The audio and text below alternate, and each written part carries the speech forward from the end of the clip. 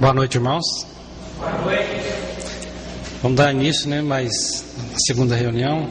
Eu queria ler um versículo com os irmãos, Apocalipse, no capítulo 1, no versículo 3.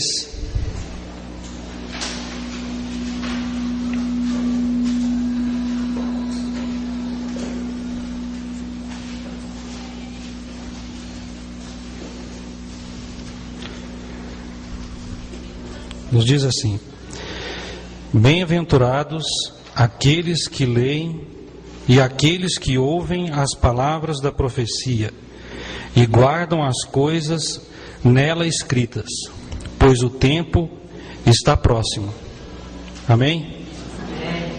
Irmãos, diante desse versículo que tem aqui 3 promessas, que nós possamos nessa noite permitir que o Senhor realmente possa tocar o nosso coração, e que nosso coração possa estar aberto, receptivo à palavra do Senhor nessa noite, na instrumentalidade do irmão Dino, naquele depósito que o Senhor tem colocado na vida do irmão, e que realmente nós possamos sair daqui desse lugar, andando em novidade de vida. Gostaria de, por gentileza, convidar o irmão Dino. Por favor, irmão.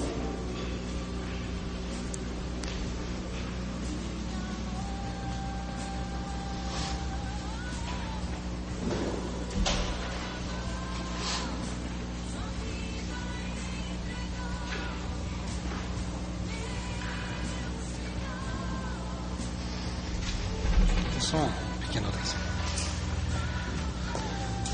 Senhor, nós mais uma vez, Senhor, estamos aqui, Senhor, diante da Tua presença, Senhor. O Senhor, para juntos receber do Senhor a Tua palavra, Senhor, que é viva e eficaz, Senhor. O Senhor, nós queremos apresentar a Ti, Senhor, a vida do irmão Dino, Senhor, que o Senhor possa conceder, Senhor, ao irmão, Senhor, a graça, Senhor, necessária. O Senhor, para que juntos, Senhor, nós possamos nos alimentar da Tua palavra, Senhor. O Senhor, que o Senhor possa tocar nossas vidas, Senhor, e nós possamos sair desse lugar aqui, Senhor, com as nossas vidas, Senhor. O Senhor, alcançando um pouco mais, Senhor, o degrau, Senhor.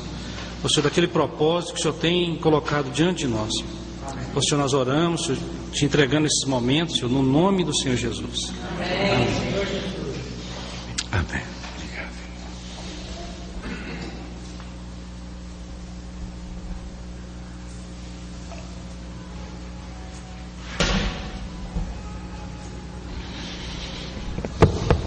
A graça e a paz do Senhor Jesus seja com todos os irmãos. Uma alegria esta nova oportunidade de estar juntos para continuar.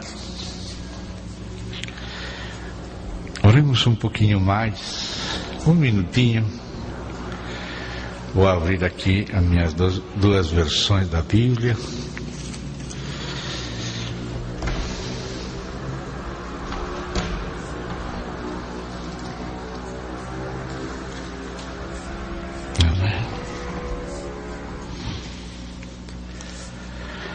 Querido Senhor,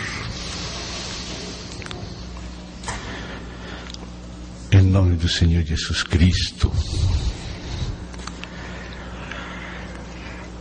agradecemos a Ti,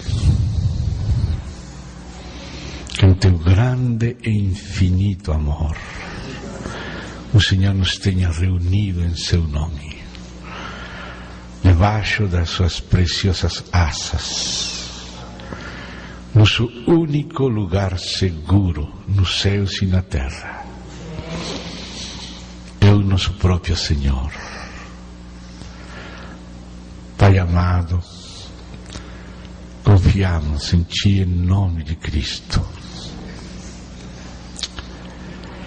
Encomendamos a Ti a sessão de hoje. Encomendamos nossas vidas, nossa condição humana, a que conhecemos e a que desconhecemos. Encomendamos a Tua preciosa obra, o Teu cuidado. Nos encomendamos a unção do Teu Santo Espírito guarda-nos de nosso inimigo, guarda-nos de nós mesmos, de nossa fragilidade. O Teu Santo Espírito seja vivificando em nosso ser a Tua preciosa palavra. Teu Santo Espírito possa nos tocar, alumiar os olhos de nosso entendimento e nos conquistar um pouco mais para Ti. Desejamos ler a Tua palavra, Senhor, não somente com nosso intelecto e não somente com nossas emoções. Precisamos, Senhor, da Tua graça, da Tua revelação, para poder ser tocados pela vida do Senhor, pela Tua palavra viva, para que nosso ser seja vivificado, seja tocado, seja conquistado por Ti. Isto desejamos e pedimos e confiamos e esperamos no precioso nome do Senhor Jesus Cristo. Amém. Com a ajuda do Senhor, meus amados irmãos, procuraremos esta noite entrar nos primeiros 3 capítulos. Vamos ver se conseguimos. Vamos de uma vez já para o livro de Apocalipse. Ontem fizemos uma leitura rápida dos primeiros 3 versos. Então agora vamos ler desde o verso 4. A saudação de Deus. Que coisa grande que o Deus de todo o universo, que criou esse universo que até agora está sendo visível através de aparelhos, telescópios, para ver as galáxias remotas. Além disso, existe um outro universo invisível. Esse Deus único que criou o universo visível e o universo invisível, diante do qual nossa Terra, nosso pequeno planeta, e como se fosse somente uma mota de pó. Assim tenho visto fotografias da Terra, como se fosse uma mota de pó no espaço, comparada com o resto do universo. Mas, porém, esse grande Deus, do qual o universo é somente uma veste que ele vai se mudar, segundo está escrito na Epístola aos Hebreus, é um Deus que se comunica com os homens. Muitos dos homens da Terra estão procurando se comunicar com extraterrestres. E tem aparelhos buscando algum sinal, alguma mensagem do cosmos lá longe.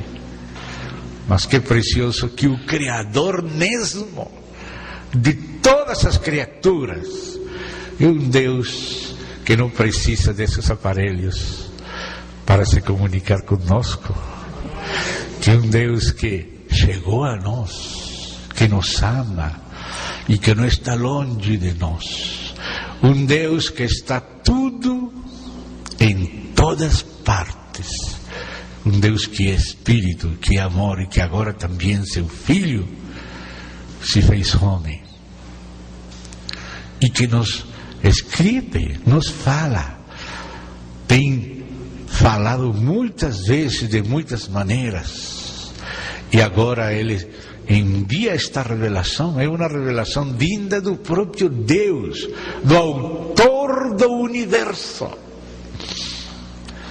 nos saudando, nos falando. O Pai enviou seu Filho, o Filho enviou seu anjo, seu anjo veio ao apóstolo enviado, João, um dos 12 apóstolos do Cordeiro, o terceiro deles nas listas do Novo Testamento, e agora ele vem inspirado pelo Santo Espírito de Deus para nos comunicar as saudações de Deus.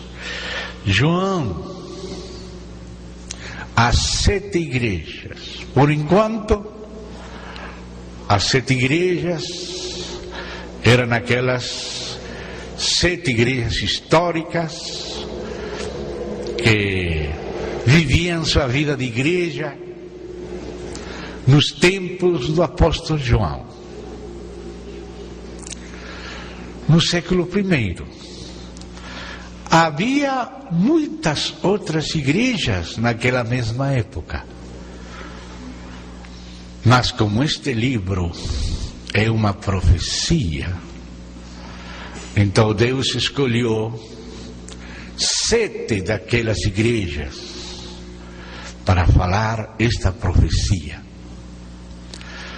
Então, hoje temos que dar conta que temos que aprender a ler esta profecia da mesma maneira como Deus enviou ela para nós. A profecia está dirigida às igrejas, e é como igreja que somos os destinatários dela. Temos que fazer, primeiramente, uma leitura histórica. Quer dizer, estas igrejas eram igrejas históricas. Dentre as muitas igrejas, estas 7 que foram escolhidas pelo Senhor, eram igrejas que existiam no primeiro século, no final do primeiro século, no ano 86, quando o apóstolo João estava preso na ilha de Patmos. Portanto, havia algumas situações naquela época nas quais viviam aquelas igrejas históricas, e Deus tratava com aquelas igrejas históricas segundo aquelas situações históricas. Aquelas eram igrejas reais, no tempo, no espaço, vivendo estas situações que vão ser descritas nos capítulos 2 e 3. E aquelas igrejas históricas foram as primeiras destinatárias desta profecia. Assim que temos que fazer uma primeira leitura histórica, porque eram igrejas históricas. Mas este livro, que está dirigido primeiramente com uma intenção além das 7 igrejas históricas, um livro que foi primeiramente historicamente dirigido àquelas igrejas daquele primeiro século, naquelas condições, foram chamadas por Deus de profecia.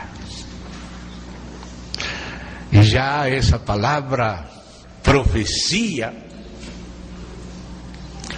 nos obriga a fazer, além da primeira leitura histórica, fazer também uma segunda leitura profética. Eram igrejas históricas, mas escolhidas por Deus dentre muitas, para quando tratasse com elas, o faria profeticamente. Tudo Apocalipse, desde o princípio até o fim. Ontem lembrávamos os primeiros e finais versos do Apocalipse, onde o Apocalipse todo é chamado de profecia. Então, isso implica que, además da leitura histórica, sem negar ela, mas passando um pouco mais dela, temos que fazer uma segunda leitura, agora profética. Uma primeira histórica e uma segunda leitura profética. Como fazia o próprio Paulo, quando lia o Antigo Testamento. Paulo via pelo Espírito, era um ensino do próprio Espírito. Deus trabalha desta maneira. Ele via o histórico Adão e a histórica Eva como uma figura. Não que não fossem personagens históricos, mas aqueles personagens históricos de Adão e Eva, se Adão e Eva não fossem históricos, nem você ou nem eu existiríamos. Porque os mitos e as lendas não podem reproduzir gente de carne e osso. Mas nós vimos dos primeiros pais um primeiro homem histórico e uma primeira mulher histórica. Os gatos têm gatinhos, os cachorros têm cachorrinhos, os homens têm homens. Os macacos têm macacos, não homens. Os macacos se reproduzem em macacos. As galinhas em galinhas. E os homens em homens. E o primeiro deles foi Adão. Um primeiro homem histórico, do qual temos registro, a data do nascimento, quantos anos viveu, onde apareceu pela primeira vez, qual era o nome dele, que experiências teve, aos quantos anos de vida teve outros filhos, etc. Tudo está registrado como um personagem histórico. Mas quando Paulo lia aquela história, além da história, ele via a mão de Deus falando através da história, usando aquela história para algo mais profundo que ela mesma como história. Deus não somente quer nos contar história do passado por algum interesse arqueológico. Os interesses de Deus não são somente arqueológicos. Deus tem propósitos eternos visando o futuro eterno. E utiliza o passado em função do futuro. Nosso conhecimento do passado não é somente um interesse acadêmico, arqueológico, não.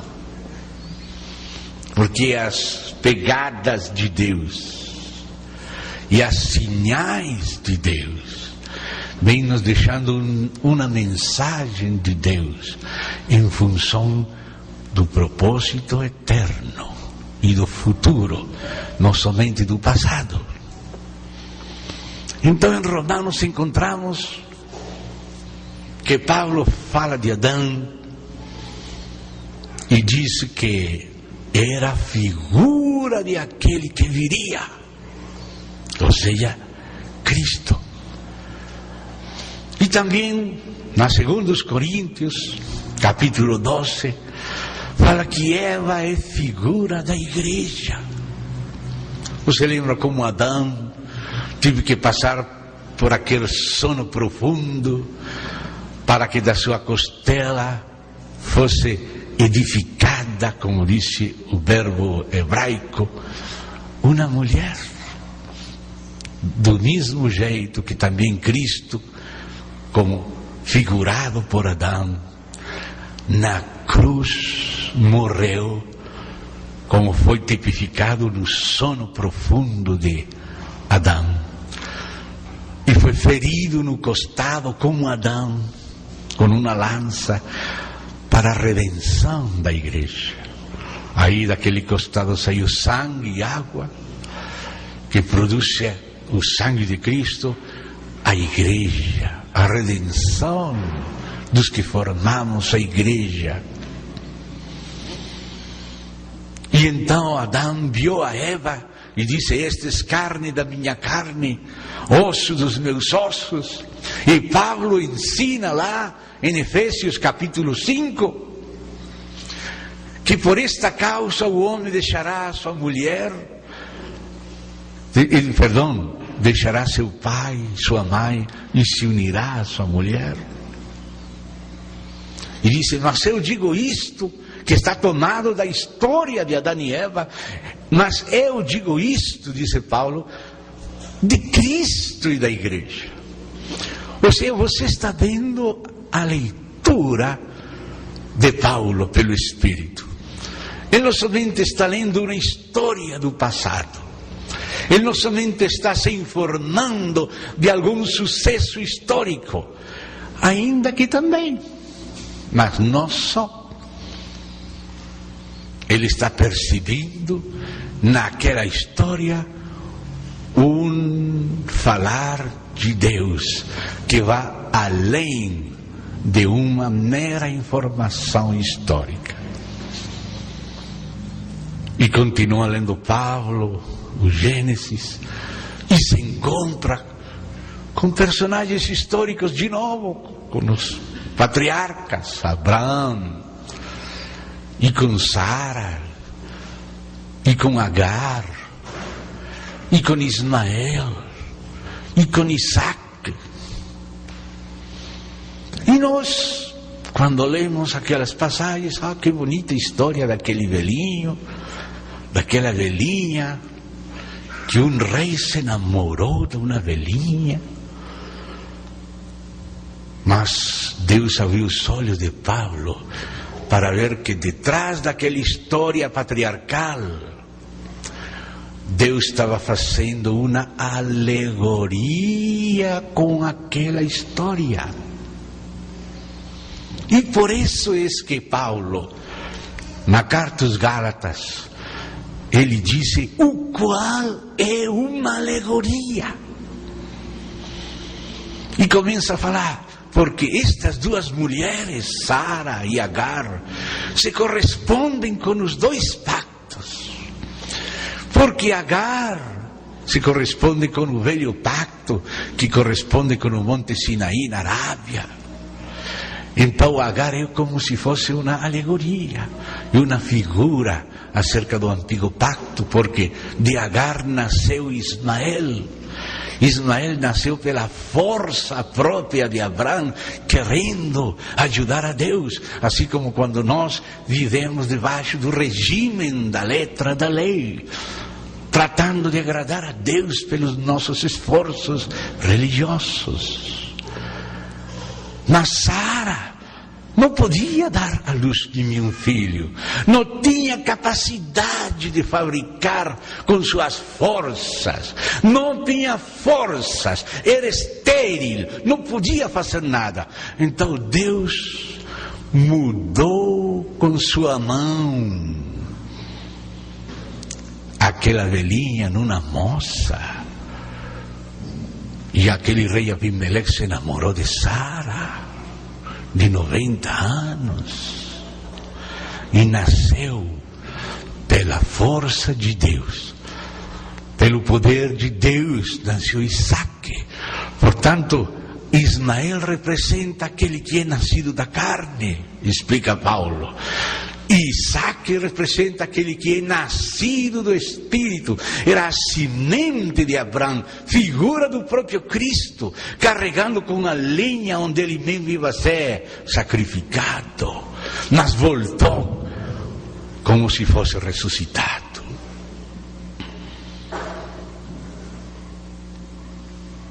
Aquela história dos patriarcas era um fato histórico, Mas detrás daquele fato histórico, Deus estava projetando alegoria e profecia, estava falando do futuro.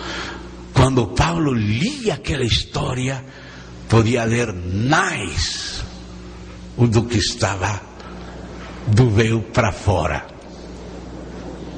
Aquelas histórias de Gênesis, os patriarcas, foram escritas, editadas por Moisés. E Paulo nos disse na 2 Coríntios que alguns leem a Moisés com o véu posto no seu entendimento e somente podem ver do véu para fora, não podem ver do véu para dentro, detrás do véu. Então Paulo ensina que existem essas, pelo menos, duas maneiras de ler a Moisés. Somente como se fôssemos judeus, que lemos o Antigo Testamento, uma história antiga a respeito de Moisés e do que escreveu ele. Mas Paulo nos disse que há uma outra maneira de ler o mesmo Moisés. O mesmo livro que tinha nas sinagogas, tinha nas igrejas. Mas nas igrejas o Espírito Santo permitia, por causa da conversão a Cristo, ver além do véu e discernir os significados espirituais de aquelas histórias. E logo diz em Hebreus, na Epístola aos Hebreus, que Moisés foi fiel em toda a casa de Deus como servo, mas acrescenta, para testemunho das coisas que haviam-se de dizer. No futuro Deus tinha que dizer algumas coisas em relação ao futuro, a outras coisas posteriores ao tempo de Moisés, mas Moisés serviria de sombra, serviria de alegoria, de figura, de tipologia.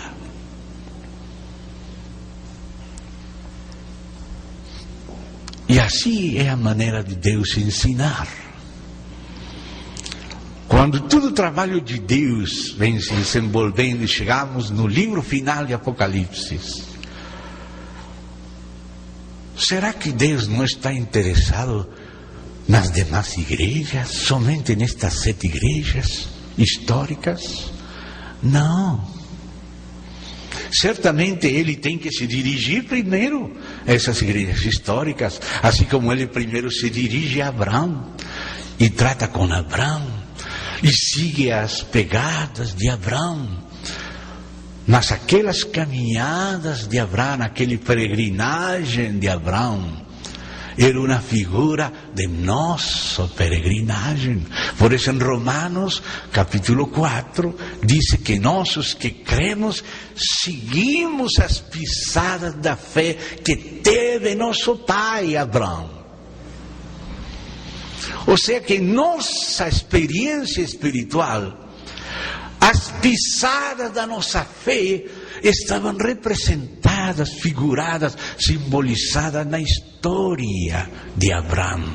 E quando lemos a história de Abraão, não somente estamos lendo uma história do passado, estamos lendo nossa própria experiência espiritual. E assim também no Apocalipse. Quando Deus fala para aquelas 7 igrejas históricas, Ele tem em vista todas as demais igrejas.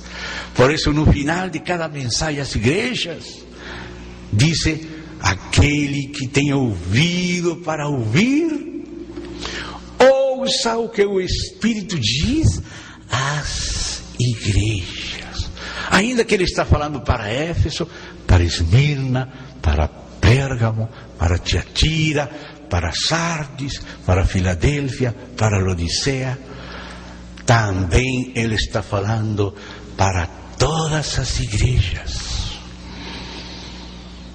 Então, por isso estamos dizendo Porque existe uma primeira leitura histórica, algo que aconteceu no primeiro século, situações que a providência de Deus, que conhece o futuro, que governa o futuro, Deus providenciou que estas 7 igrejas escolhidas entre muitas vivessem no primeiro século certas experiências para falar a elas historicamente e através do que falasse com elas, falaria também profeticamente e arquetipicamente. O que quer dizer falar arquetipicamente? Quer dizer, mostraria os princípios, daí vem arquetipo, um princípio. Deus age e reage segundo os princípios da sua natureza. Então, as distintas situações pelas quais passaria seu povo em todas as épocas até o final são tratadas de antemão por Deus. Não importa se você está no primeiro século, no último século, nas cidades medievais, se você está na Ásia, ou está na África, ou está na América, ou está na Antártida, onde seja que você estiver. Quando Deus trata um assunto com uma igreja, Ele está tratando esse mesmo assunto com todas as igrejas, porque Ele não faz acepção de pessoas. Ele está mostrando seus princípios, que a sua natureza utiliza. Ele não muda. Ele é o mesmo ontem, hoje e para sempre. Então temos 3 níveis de leitura. Um primeiro nível que podemos chamar do átrio, leitura no átrio, é a leitura histórica. E um segundo nível, que é profético, porque todo Apocalipse é uma profecia, portanto não somente temos que ler assuntos históricos, sino ver como Deus, através do seu uso da história, está profetizando, assim como profetizou acerca do novo pacto, com a história de Abraão e de Sara e de Isaac, e de Adão e Eva. Assim também Deus conhece o futuro da igreja. Existiriam épocas em que prevaleceriam certas situações no meio do seu povo, certo tipo específico de desafios que seu povo teria que enfrentar em certa época. Então, como Deus conhecia o que aconteceria primeiro, quais seriam as circunstâncias prevalecentes numa época, escolheu uma igreja histórica, onde estivessem representadas as condições daquela época que viria, e tratou profeticamente com aquela época, ao tratar historicamente com aquela igreja que foi escolhida para representar essa época. O número 7 é um número profético na Bíblia.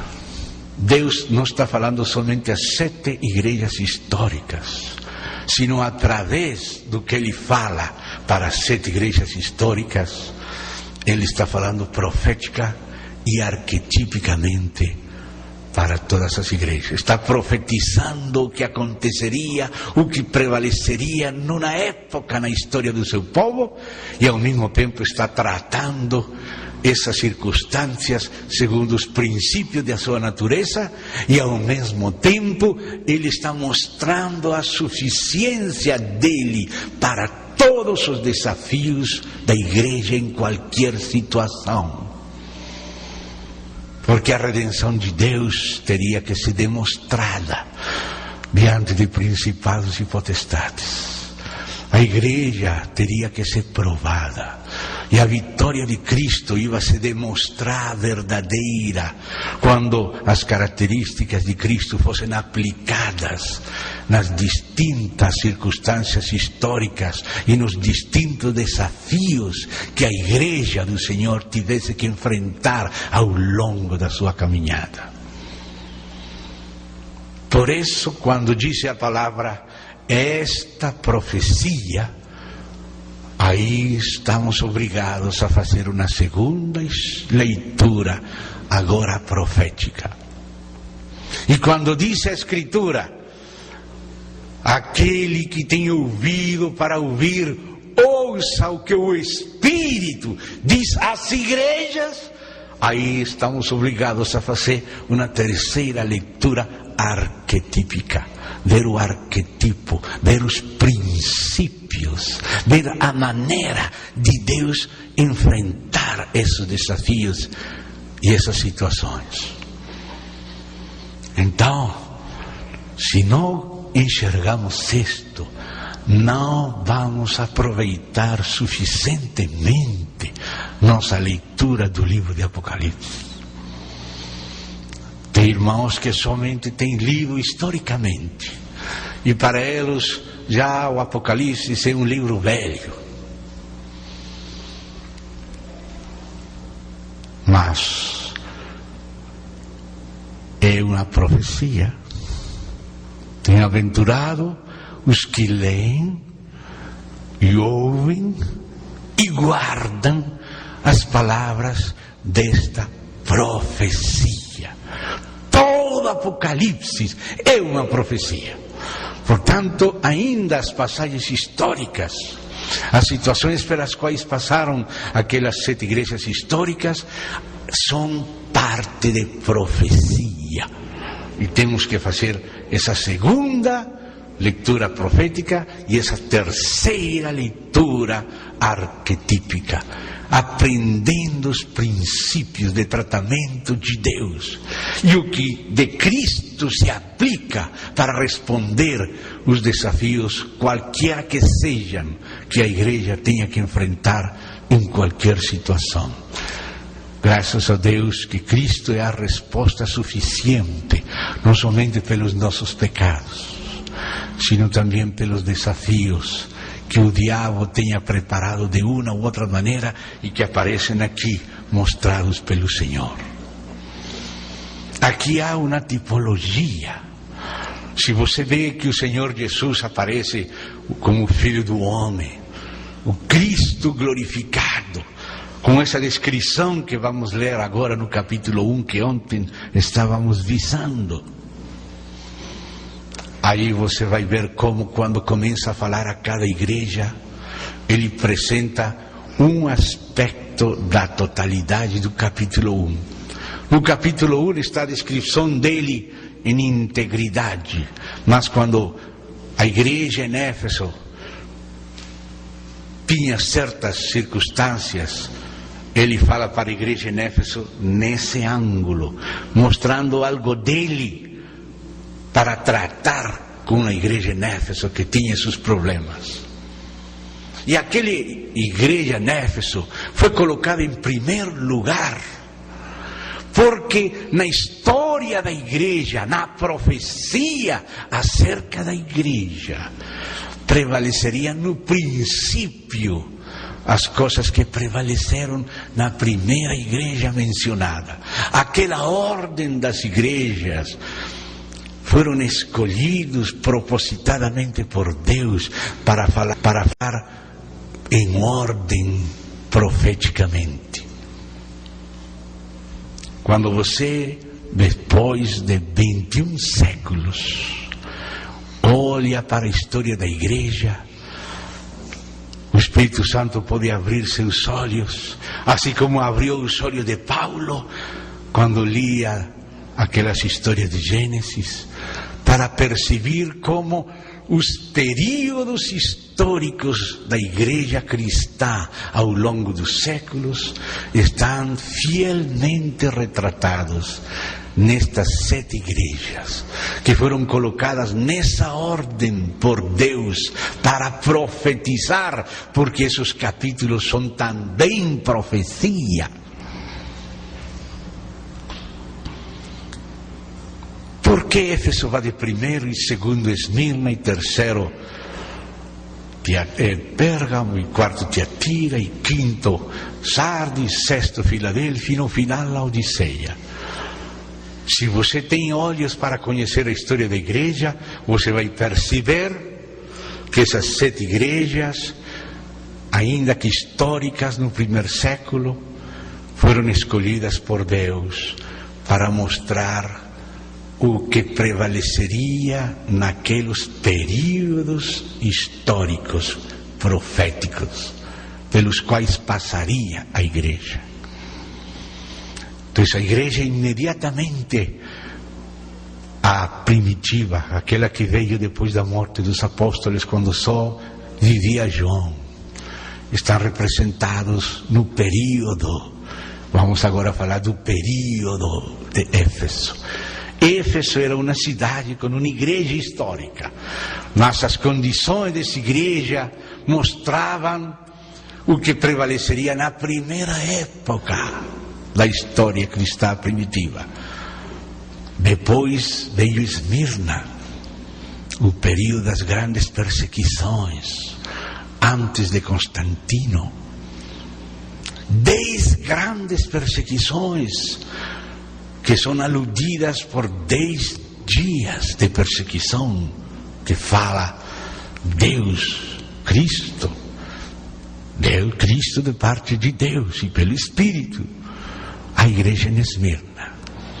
Essa igreja de Esmirna foi uma igreja histórica que se corresponde com o período das grandes perseguições, o segundo período da história do cristianismo.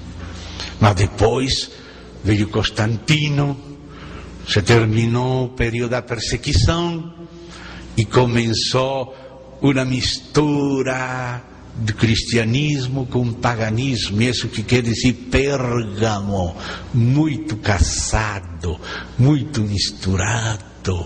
E aquela nova situação, aquele novo desafio, aquele novo tipo de prova que a igreja passaria, porque Satanás não conseguiu destruir a igreja com perseguições, então agora mudou de tática e quis destruir a igreja com aplausos, com misturas, colocando os perseguidos agora nos lugares altos do Estado, dando para eles dinheiro, passando para eles os templos, tomando as festas pagãs e colocando nomes cristãos e fazendo uma mistura de cristianismo e paganismo. E isso está muito bem espiritualmente descrito nesse período do que poderíamos chamar da Igreja Católica Antiga, pós-constantiniana, a partir de Constantino. Depois chegamos na Idade Média, a idade de Tiatira, de Jezabel, fornicação, idolatria, uma época oscura, uma época difícil, que ha sido chamada de oscurantista por alguns historiadores, aquelas épocas da chamada pornocracia papal, pelos próprios historiadores católicos.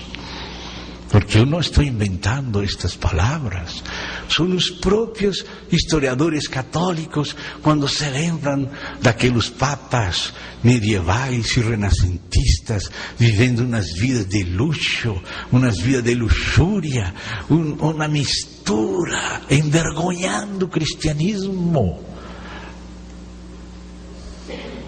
Estava profetizado. Depois veio aquela reação da reforma protestante, outro período tipificado por Sardis. Mas depois tinha que venir Filadélfia, superando o denominacionalismo que saiu da reforma, para ser Filadélfia, que quer dizer amor fraternal, filho e Adelfo são as raízes da palavra Filadélfia. Mas a final das 7 igrejas fala do período final da história da igreja, Laodiceia. O ênfase nos direitos humanos, no laicado, no povo, às vezes até desequilibrado, porque certamente houve épocas ditatoriais, como Jezabel em Tiatira, mas veio uma reação anárquica, levantando-se contra toda autoridade, incluso legítimas. A gente falando de prosperidade, sou rico, não preciso de mais nada, e não sabendo que é pobre e miserável, que está nua.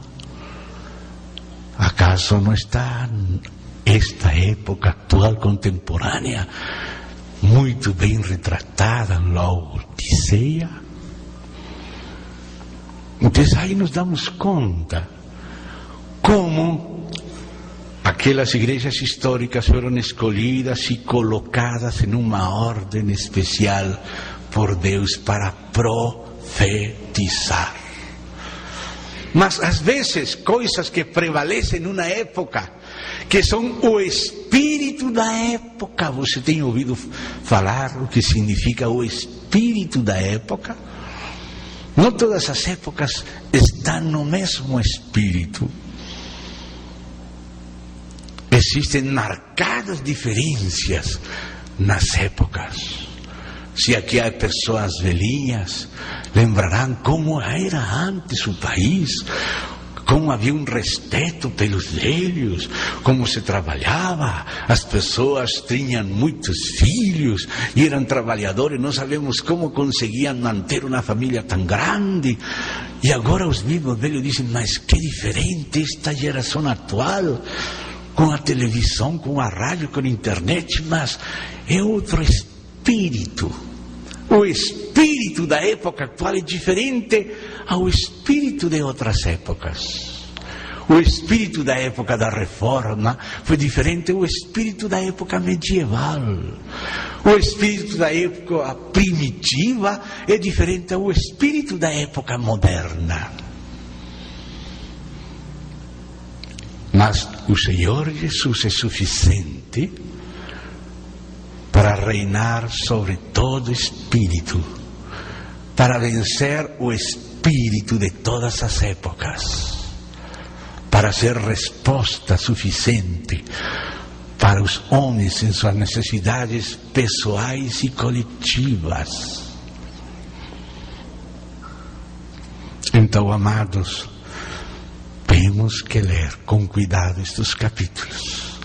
E o que vamos procurar fazer esta noite, mas acho que com esta introdução, se o Espírito de Deus concede a você perceber e concordar, porque nada do que se fala aqui é obrigatório, nada se fala dogmaticamente para impor sobre ninguém.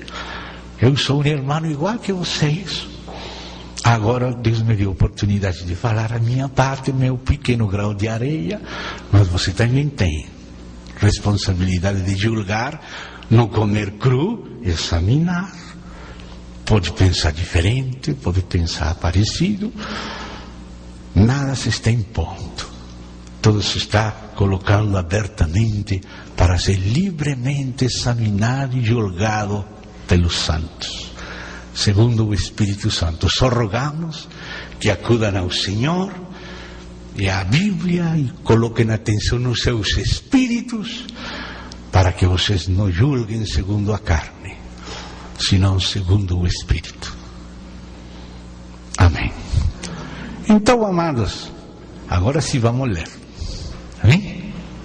Vamos ler. João, as 7 igrejas.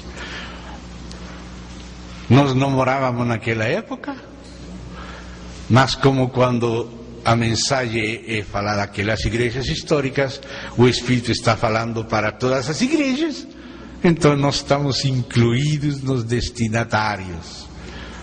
desta carta com cartas, este livro de Apocalipse, que tem várias cartas, uma carta de cartas. As 7 igrejas que se encontram na Ásia, históricas. Graça e paz, essa será a saudação de Deus, do céu. Graça e paz a vosotros. E aí estão incluídas aquelas igrejas históricas e todas as igrejas da história. Graça e paz a vosotros, da parte daquele que é, que era e que há de vir. Esse é nosso Deus Todo-Poderoso. Da parte dos 7 espíritos que se acham diante do seu trono. Esses 7 espíritos, vamos ler quem são. Vamos a Isaías, capítulo 11. Vamos lá, se você quer de uma vez ler este aspecto aí, para compreender melhor desde o início. Isaías, capítulo 11. Do tronco de Jessé sairá um redento, e das suas raízes um renovo. Repousará sobre ele o Espírito do Senhor. Essa é a cana central do candeeiro. O Espírito de sabedoria, e outro que primeiro falou, vão 2, e de entendimento, 3. O Espírito de conselho, 4, e de fortaleza, 5. O Espírito de conhecimento, 6, e de temor do Senhor, 7. O Espírito do Senhor tem essas 7 características. A plenitude está nele. Então ele é um só Espírito, mas que se expressa em diferentes direções segundo a necessidade. Continuamos em Apocalipse. E da parte de Jesus Cristo, a fiel testemunha, o primogênito dos mortos, ou seja, o primeiro em ressuscitar para nunca mais morrer. Antes de vir Jesus à terra, houve pessoas que ressuscitaram, mas voltaram a morrer. Tiveram que esperar que Jesus Cristo ressuscite a eles. Ainda durante a vida de Jesus Cristo, Ele ressuscitou algumas pessoas, como Lázaro, mas voltaram a morrer, esperando a ressurreição dos mortos na segunda vinda de Cristo. Portanto, com toda a propriedade se aplica ao Senhor Jesus Cristo o reconhecimento de ser o primogênito dos mortos, porque a ressurreição de Jesus Cristo não foi como as demais ressurreições que aconteceram historicamente. Ainda no século atual se ouve falar de pessoas que estavam mortas e voltaram a viver, ressuscitaram. Mas essas ressurreições não são como a de Jesus Cristo. Essas pessoas voltaram a seus corpos mortais e viveram um tempo e depois morreram. Mas Jesus Cristo ressuscitou incorruptível para nunca mais morrer. Ele é o primeiro e Ele é a ressurreição e a vida. Nesse sentido, Ele é chamado de primogênito dos mortos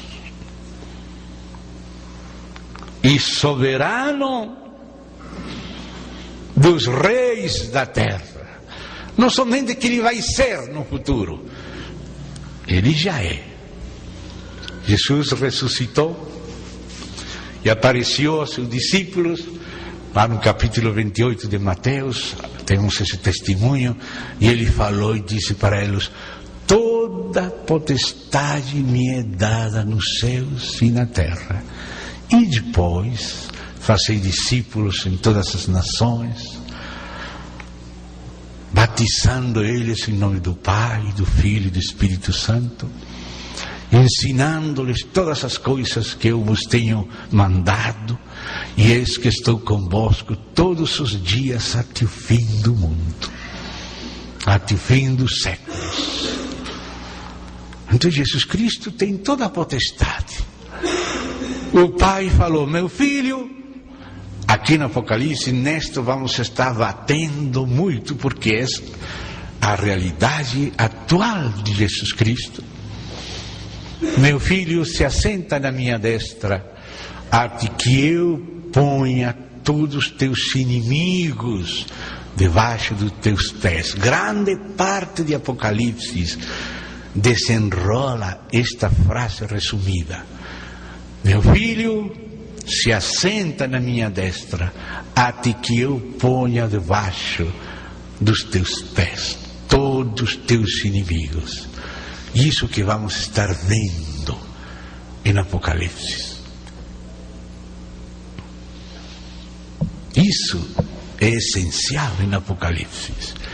Em Apocalipse temos que ver o ministério celestial de Cristo, porque às vezes nos esquecemos que o mesmo Cristo que teve um ministério terrenal, como se fala na Bíblia, nos dias da sua carne, agora tem um ministério celestial.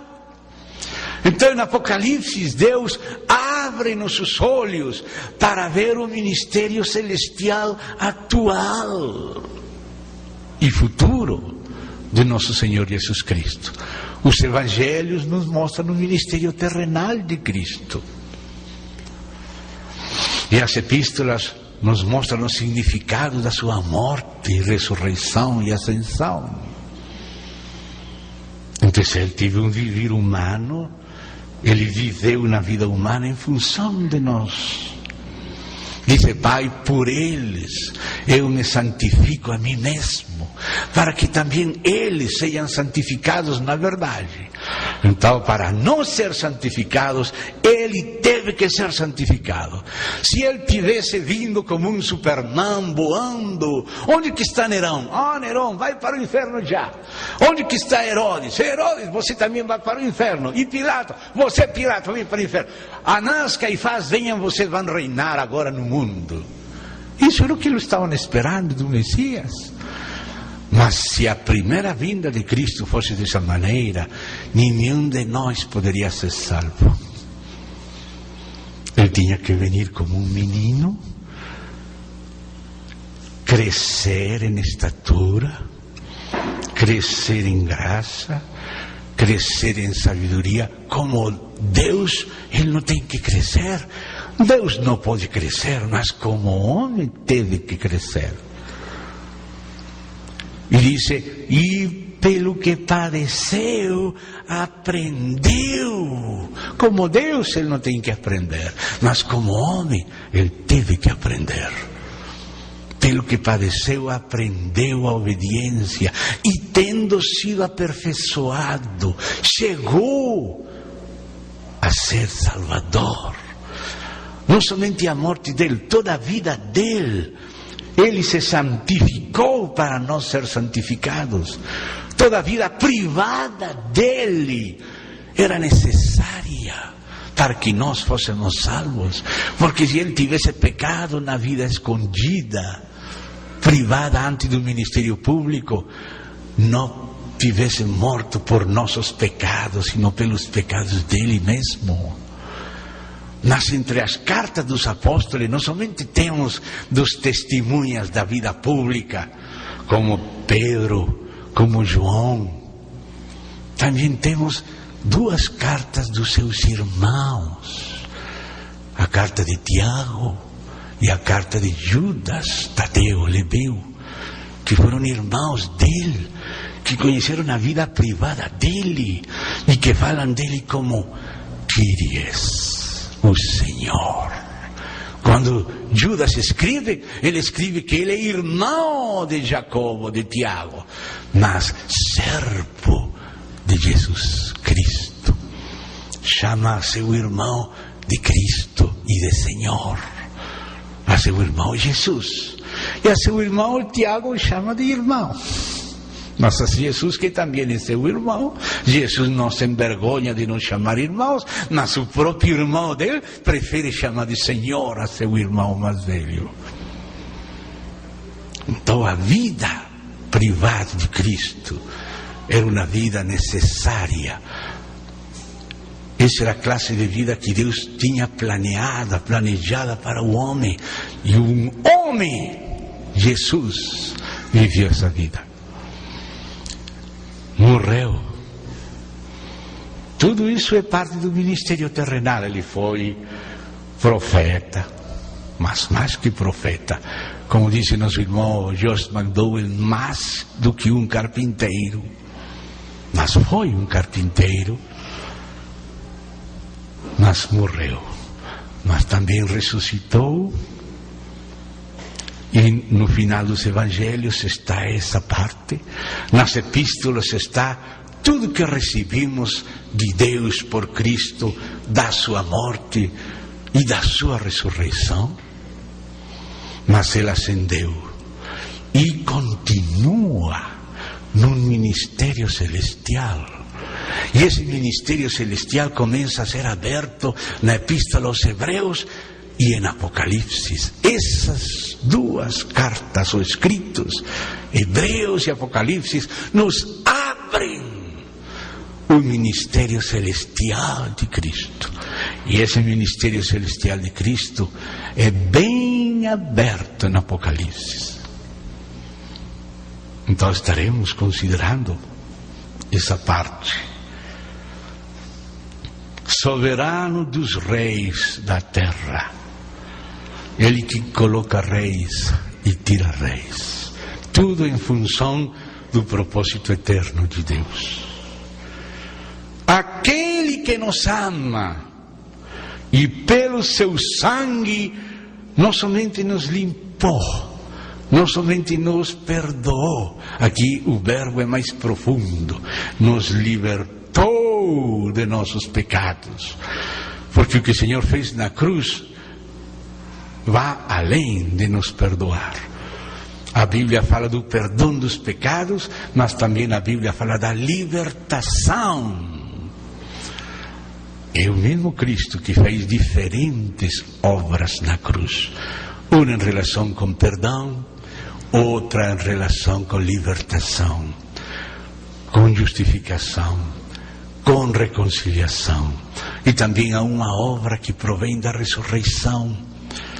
O perdão vem da cruz, do sangue, mas a regeneração vem do Espírito pela ressurreição e pela ascensão e pelo envio do Espírito Santo. Então tem coisas que recebemos de Deus por seu viver humano, e outras coisas pela sua morte, e outras coisas pela ressurreição, e outras coisas pela ascensão, e outras coisas pela intercessão, e outras coisas pelo governo, pelo reino, pelo juízo. Isso é o ministério celestial do Senhor Jesus Cristo. Temos que ver completo, uma visão, uma revelação de Jesus Cristo. E isso que é Apocalipse. Então disse, e nós, que maravilha, agora não, a coisa não parou nele, sino que continuou passando para nós. Ele fez tudo isso para nós, viveu, se santificou para nos santificar, morreu por nós, pelos nossos pecados, se entregou para se apresentar uma igreja gloriosa, uma igreja gloriosa. Muitas coisas ele consegue com a morte, com a ressurreição, com a ascensão, com o governo, com o derramamento do seu Espírito, com a abertura do livro.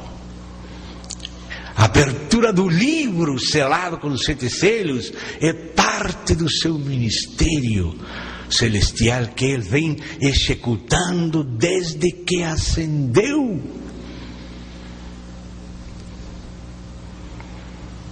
Então diz aqui, e nós, isso tem a ver conosco, constituiu o reino sacerdotal, sacerdotes para o seu Deus e Pai. Ele não somente nos fez filhos, mas filhos salvos, instrumentos de justiça, membros do corpo único de Cristo e da família única de Deus, pedras vivas da sua casa, do seu templo espiritual, casa espiritual, como disse Pedro, reis do reino. O reino é um só reino que tem muitos reis. Nós somos reinos de nossos reininhos particulares. Somos reis do único reino de Deus. Reis delegados para reinar em seu nome, segundo a direção da única cabeça. Porque Ele é nosso pastor, nosso redentor. Ele é também profeta e Ele é cabeça. Entre muitas coisas. Nos constituiu reino, sacerdotes para seu Deus e Pai. A Ele a glória e o domínio pelos séculos dos séculos. Eis que vem com as nuvens. E já começa a falar da sua segunda vinda. E não falou, eis que vamos subir à destra dele e vamos voltar. Sino que disse, eis que vem com as nuvens, e todo olho o verá, até quantos o traspassaram, e todas as tribos da terra se lamentarão sobre ele, certamente. Amém. Eu sou o Alfa e o Ômega, diz o Senhor Deus, aquele que é, que era, que há de vir, o Pantocrator, o Todo-Poderoso. Então, esta é a saudação. Esta é a saudação do Senhor. Vamos continuar um pouquinho, para depois chegar às igrejas. Eu, João, porque de Deus ao Pai, do Pai ao anjo, do Pai ao Filho, do Filho ao anjo, do anjo a João, de João nas igrejas. Eu, João, irmão vosso e companheiro na tribulação, no reino e na perseverança. Esta palavrinha é muito necessária desde agora, começar a ter presente. Perseverança, a palavra no grego é hipomené, às vezes traduzida a paciência. A palavra da perseverança, o Senhor falou da palavra da perseverança. Cada vez que nos encontremos essa palavra, temos que lembrar que aparece em outros lugares, e todos esses lugares estão relacionados, porque por lá, na carta a Filadélfia, vai falar de aqueles que guardaram a palavra da perseverança. Então temos que, para entender bem aquele passagem de Filadélfia, temos que entender a que se está referindo a palavra da perseverança, em que contexto e até onde tem que ser essa perseverança guardada. Desde agora já começa a se introduzir aqui.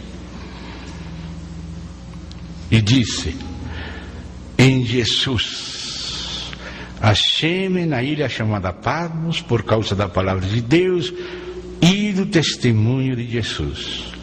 Achei-me em espírito no dia do Senhor.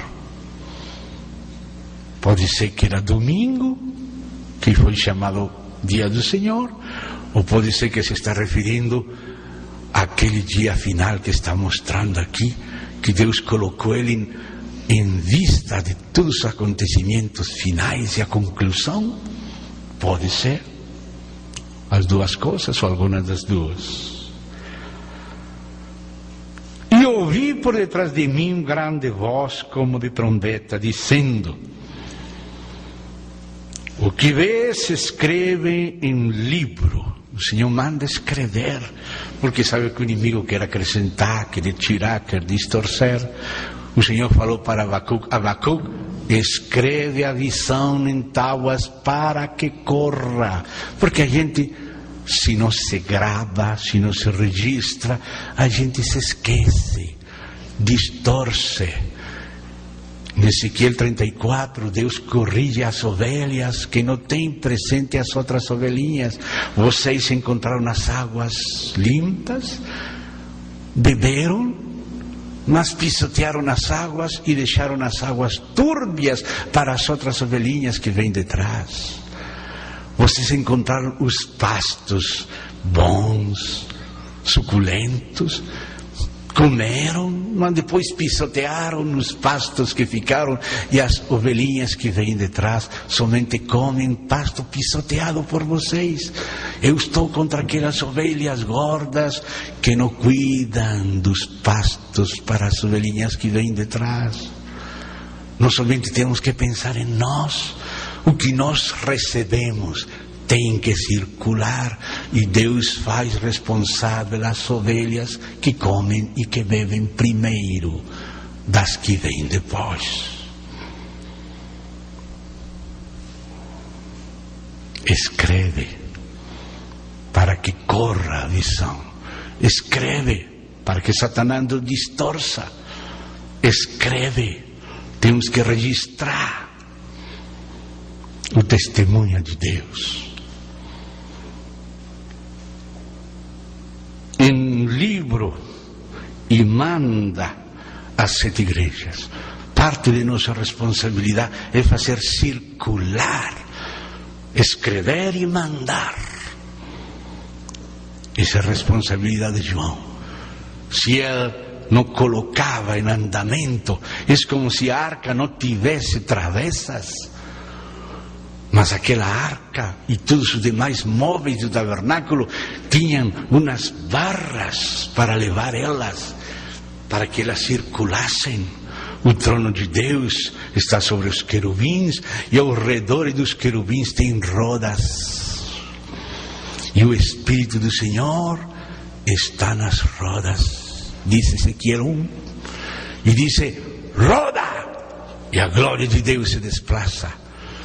Isso que significa naquelas travessas, na arca e nos demais mobiliários da casa de Deus.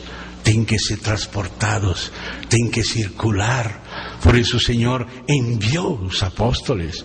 E os apóstolos enviados têm que aperfeiçoar os santos para continuar a obra do ministério. As coisas têm que circular. Às vezes nós comemos, bebemos, mas não fazemos circular. Escreve e manda às igrejas. E começa a falar os nomes de 7 cidades. E identifica as igrejas por cidades. Deus podia ter falado para os católicos, para os ortodoxos, para os protestantes, para os pentecostais, para os batistas, para os metodistas, mas Ele não falou assim. Ele falou para Éfeso, para Esmirna, para Pérgamo, para Tiatira, para Sardis, para Filadélfia, para Laodiceia. Quando Deus olha a sua família em Samonte, essa é a sua igreja. O Senhor não disse a igreja católica, a igreja batista, a igreja metodista. Ele disse Samonte, a igreja em Santo Antônio do Monte. todos os que são dele, seus filhos e filhas, todos são a sua igreja, e cada igreja é um candeeiro. Esse candeeiro tem vários braços, mas os braços não podem estar separados, tem que estar ligados um com o outro através do fruto do maçã. Quando você vê como é descrito cada candeeiro na tipologia, você vê que aquele braço, cada braço tinha uma maçã. 3 braços na direita são 3 maçãs, 3 braços na esquerda são outras 6, 3 e 3, 6, 3 braços na cana central são 9 maçãs. E o macieiro, a árvore de maçã, é figura de Cristo. Dizem Cânticos dos Cânticos: à sombra do macieiro me sentei. Então Cristo é aquela árvore de maçãs. E o fruto do Espírito são essas 9 maçãs: amor, gozo, paz, paciência, benignidade, bondade, fé, mansidão, temperança. 9 os aspectos do fruto do Espírito, 9 as maçãs do candeeiro. São as virtudes do Espírito de Cristo. E tem virtudes à direita, e tem virtudes à esquerda, e tem virtudes de centro. Existe o centro, que é aquela cana central, que sustenta 3 braços. Número 7, 3 e 3 nessa cana são 7. Número de plenitude. O candeeiro tem que ter a plenitude para que tenha equilíbrio. Se não há plenitude, se não é inclusiva de todos os irmãos, perderá o equilíbrio. Aquelas maçãs do centro, amor, faz juntar aqueles braços de centro-direita e centro-esquerda. Amor, paz, faz juntar aquele braço de direita e esquerda. Paciência faz juntar aquele braço da ultra-direita e da ultra-esquerda. Você sabe que também na igreja o Senhor recebe os que eram da ultra-direita e da ultra-esquerda. Mateus era da ultra-direita. Simão Zelote era da ultra-esquerda. Mateus era publicano. Vivia da sua aliança com o imperialismo. O imperialismo romano tinha submetido o povo na Judeia. E os publicanos pagavam os impostos a nome do povo por adiantado ao império, para depois cobrar os juros e os impostos ao povo. Em vez de diminuir, acrescentavam a opressão do povo. Eram os que viviam do imperialismo. Zaqueu também era da direita, da ultradireita. Mas o Senhor fez encontrar na mesma mesa a Mateus da ultradireita com Simão Zelote, que era da esquerda. Eu venho da Colômbia, eu sei o que é a esquerda. Guerrilheiros que matam. E matavam não somente os imperialistas, matavam seu próprio povo se tinha alguma ideia parecida com os imperialistas de Roma. Esses eram os zelotes. Nosso Senhor Jesus juntou na mesma mesa Mateus da direita, da ultradireita, e Simão Zelote da ultraesquerda. Porque o Senhor pede a seu povo: isto me farás. Isto me farás. Farás para mim um candeeiro, segundo o modelo que eu te vou mostrar. Não podemos fazer a igreja segundo o nosso modelo. Me farás um candeeiro, tudo de ouro, com 6 braços. Número da humanidade, todo tipo de pessoas que Ele salvou formam parte da sua única igreja, na cidade. O amor, a paz, a paciência mantém unidos no mesmo candeeiro todos os braços. Não pode estar desquartizado o candeeiro. Tem que ter aqui virtude da esquerda, gozo, mansidão, porque a esquerda não quer gozar, sempre quer protestar. A esquerda é protestante e rebelde. Mas o Senhor coloca gozo em lugar de protesta, contentamento, tendo alimentação e cobrimento, estejamos contentes. Mansidão, em vez de rebelião, mansidão. Pelo lado da direita, que quer ser dura, que quer estabelecer sua autoridade, sem contar com as necessidades do povo, Deus estabelece virtude de Cristo para a direita, benignidade, bondade. Tem amor, gozo, amor do centro, gozo da esquerda, paz do centro, benignidade da direita, bondade da direita. Você vê mansidão na esquerda. Qual falta? Temperança. Temperança no lado da direita, mansidão no lado da esquerda. Essas são as maçãs que tem o candeeiro, na direita, na esquerda e no centro. É o fruto do Espírito que faz que a igreja seja como uma árvore da vida, com 22 flores de amêndoa, que fala da vida da ressurreição, 22, como as letras do alefato hebraico, que fala da plenitude. Irmão, a plenitude de Cristo está na plenitude dos irmãos.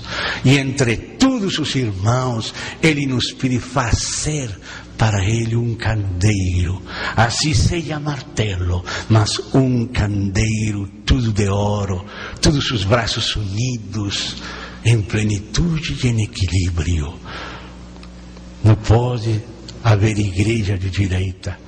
Não pode haver igreja de esquerda, não pode haver igrejas de ministros, não pode haver igrejas de ênfase sobre práticas X ou X. A igreja é do Senhor Jesus. Paulo é nosso, Apolo também é nosso, João, Cefas, todos são nossos, e nós somos de Cristo. E Cristo é de Deus. Esse é o mistério dos candeeiros. Esse é o arranjo administrativo do Senhor. E todos temos que trabalhar para o Senhor, segundo o seu modelo e seu arranjo. Amém? Amém. Graças a Deus por aqueles que dizem amém. Porque quando Maria falou amém, amém significa assim seja. Seja comigo, segundo a tua palavra. E aí ficou grávida, quando disse amém. Quando decimos amém à palavra de Deus, ficamos grávidos da semente incorruptível e vai dar fruto. Mas se não dizemos amém, a semente não penetra e não dá fruto. Amém? Amém. Glória a Deus. Então, amados, permita-me somente ler um pouco para fazer o descanso depois. Vou ler e depois fazemos perguntas. Voltei-me para ver quem falava comigo. Me recomendaram no início que os irmãos que tenham perguntas, porque se vamos a parar todas as perguntas, não vamos sair do capítulo 1. Então vamos fazer isto. Se tem pergunta, escreva sua pergunta. E se 10 irmãos têm a mesma pergunta, quando se resolve para todos. Então escrevam as perguntas agora, quando termina esta sessão, e depois juntamos as perguntas e encaramos elas. só para ter uma ordem e poder continuar. Voltei-me para ver quem falava comigo. Ele queria ver quem falava. E voltado, o que foi o primeiro que viu? Que ele ia pensar? Que viu 7 candeeiros de ouro. E no meio dos candeeiros, um semelhante ao Filho do Homem, com vestes talares, cingido à altura do peito, com a cinta de ouro. Então, quando nós queremos ouvir a voz de Deus, nós voltamos para ver o Senhor que fala, nós encontramos o Senhor no meio dos candeeiros. Ou seja, que o Senhor fala no meio da igreja.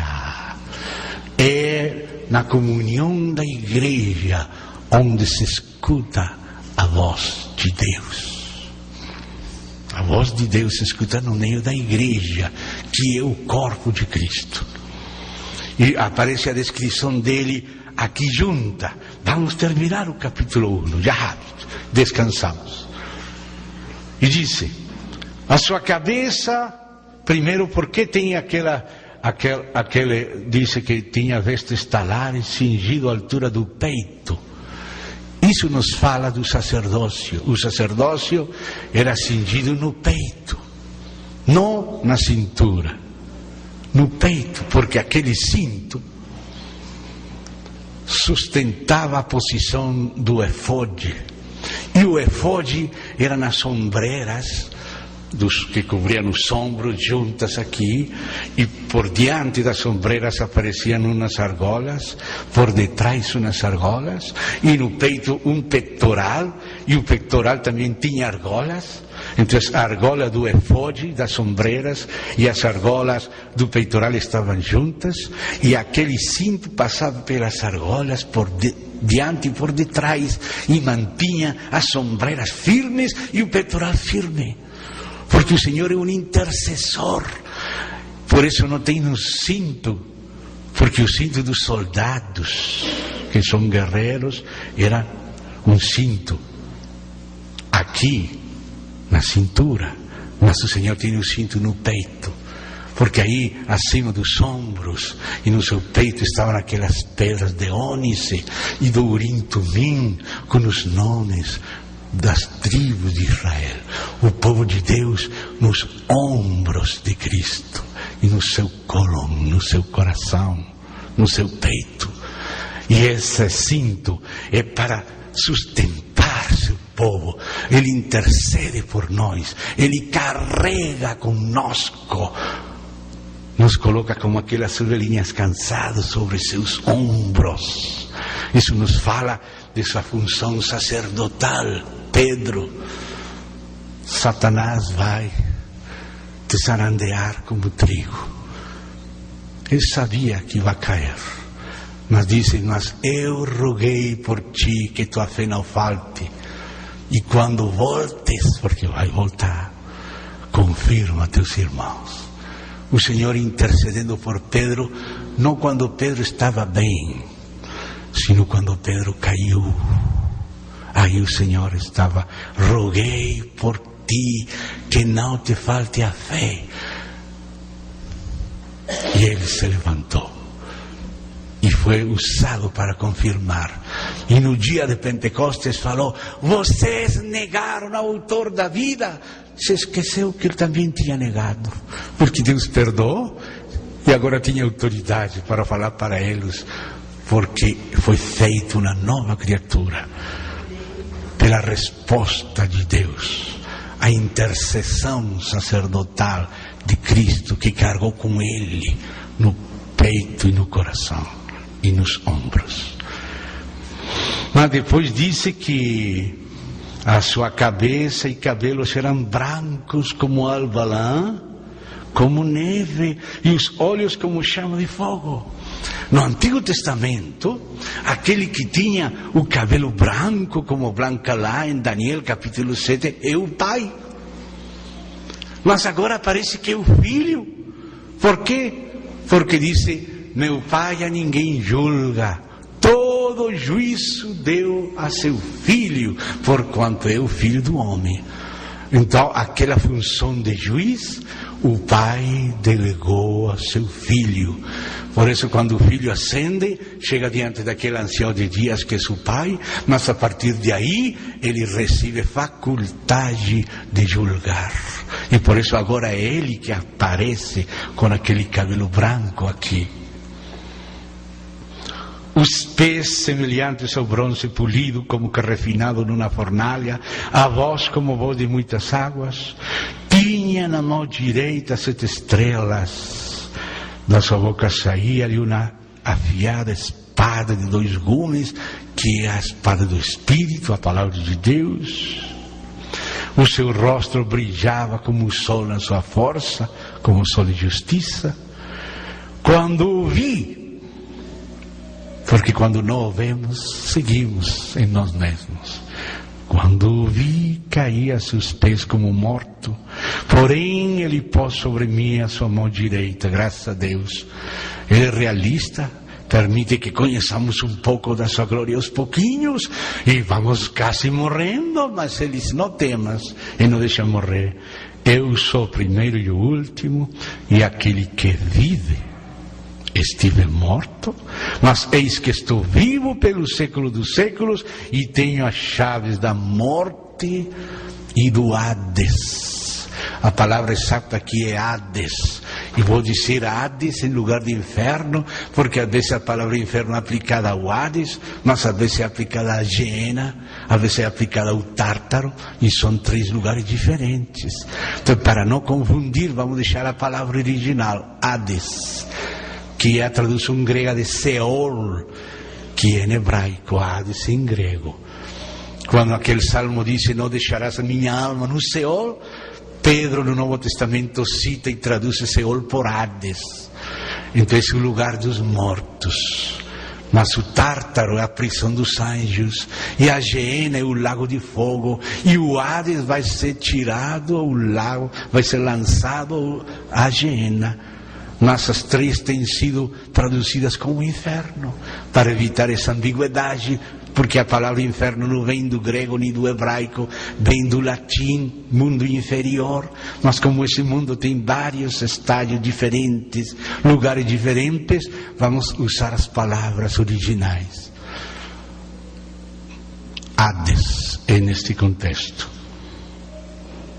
Então diz aí, escreve, pois, as coisas que viste, que são tudo isto que lemos agora, as que são, que é o que vamos começar a ver depois, Deus mediante, e as que hão de acontecer depois destas. Cristologia, eclesiologia, escatologia. Quanto ao mistério das 7 estrelas que viste na minha mão direita, e os 7 candeeiros de ouro, as 7 estrelas são os anjos das 7 igrejas. Cada igreja tem seu anjo, tem o seu liderazgo e tem seu espírito. Quando você chega numa igreja, você percebe o espírito da igreja, como também existe o espírito da época. E esse é expressado principalmente nos líderes. E disse, e os 7 candeeiros de ouro, as 7 igrejas são os 7 anjos, os 7 estrelas, perdão, são os 7 anjos das 7 igrejas, e os 7 candeeiros são as 7 igrejas. Então, vamos parar aqui, irmãos. Não sei, não queria parar porque o Espírito estava dando e não queria desobedecer o Espírito. São 9 horas, vamos até 9h15, amém?